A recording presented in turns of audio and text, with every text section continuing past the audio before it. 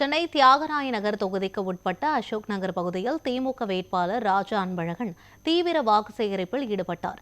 பிரச்சார களத்தில் இருந்த வேட்பாளர் ராஜா அன்பழகனிடம் நமது செய்தியாளர் ஹரிஷ் நடத்திய கலந்துரையாடலை தற்போது காணலாம்.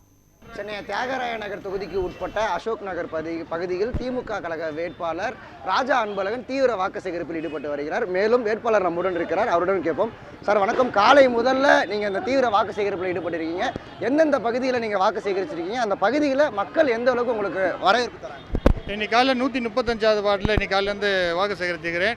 இப்போ சாயங்காலம் 6 மணிக்கு 5 மணிக்கு தொடங்கி இப்போ தொடர்ந்து 6 மணி தாண்டி பண்ணிகிட்டு இருக்கோம். இரவு 10 மணி வரை இந்த வார்டில் தான் சுற்றிட்டு இருக்கிறேன். நல்ல எழுச்சியான வரவேற்பு நீங்களே பார்க்குறீங்க. ஆரவாரமான வரவேற்பு, எங்கேயும் எந்த குறையும் யாரும் எதுவும் சொல்லலை. ஏன்னா தலைவர் அவர்கள் கடந்த 5 ஆண்டுகளாக அவ்வளோ சிறப்பாக ஆட்சி செய்திருக்கிறார்.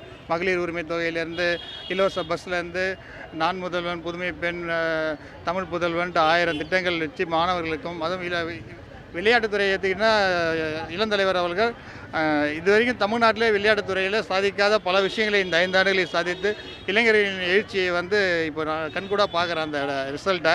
எனவே நிச்சயம் டி நகரில் 10,000 ஓட்டுக்கு மேலே தான் திமுக ஜெயிக்கும். தொடர்ந்து பிரச்சாரத்தில் உங்களோட பயணிக்கக்கூடிய இந்த கூட்டணி கட்சி நிர்வாகிகள் இவங்க எந்த அளவுக்கு உங்களுக்கு ஒத்துழைப்பாக இருக்காங்க? இந்த பிரச்சாரத்தை முழு ஒத்துழைப்பு தராங்க. அதில் ஒரு எல்லளவும் சந்தேகம் வேண்டாம். இப்போ பார்த்தீங்கன்னா கூட எல்லா கூட்டணி கட்சி கொடி தான் அவங்ககிட்ட இருக்கும், திமுக கொடியோட. ஏன்னா அவ்வளோ பற்றோட வேலை செய்கிறாங்க அவங்க.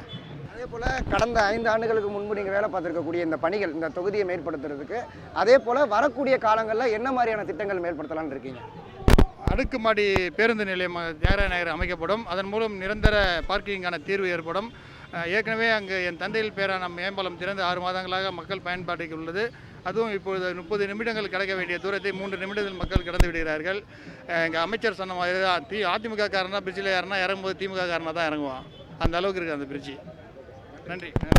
நியூஸ் 7 தமிழ் செய்திகளுக்காக ஒளிப்பதிவாளர் கலைவாணனுடன் செய்தியாளர் ஹரிஷ் மனோகரன்.